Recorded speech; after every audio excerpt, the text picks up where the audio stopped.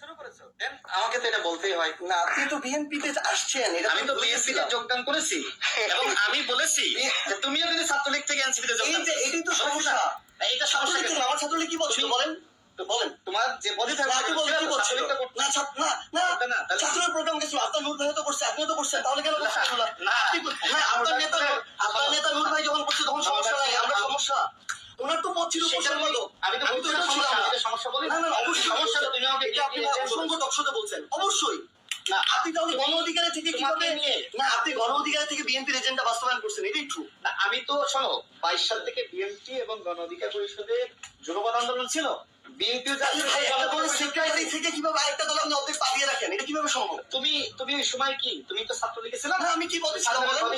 না কি পদে ছিলাম বলেন? না এটা এখন আপনি বানাই দিলে হবে, সে তখন জানতো না যাবে বলছি আপনি বানাই দিলে আমি হবে। যে দলে গিয়েছি আমি এবং গণ অধিকার পরিষদে আদর্শিক মিল আছে বলে কিন্তু নূর ভাই একটা হলের উপসম্পাদক ছিল, উনি আন্দোলনে আসছে, নেতৃত্ব দিচ্ছে, মাইক খাইছে, কষ্ট করছে, আপনিও করছেন, এরপরে কি আমি ওটা বলতে যাবো?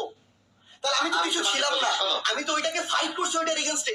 4 জুলাই সাদ্দাম হোসেন আমাকে অর্ডার করছে আমাকে হল থেকে বের করে দেওয়ার জন্য, সে তো তার দলীয় কমান্ড ফলো করছে, আর আমি আমার যেটা আকাঙ্ক্ষা, আমার যেটা চাও আমি ওটা ফলো করছি। তাহলে আপনি পার্টি নেতা তোমার সমন্বয়করা বলে যে সে এজেন্ট না ভাই শুনুন না, এটা একটা গড়পড়তা সময় না বলছে। হ্যাঁ বলছে নাই বলছে কি বলছে? আমি তো নাইটের কথা বলি না, অন্যরা বলেছে ভাই আমি গড়পড়তা কথা আপনি বলতে হইতে দেখো না। তোমার ব্যক্তিগত আক্রমণ করার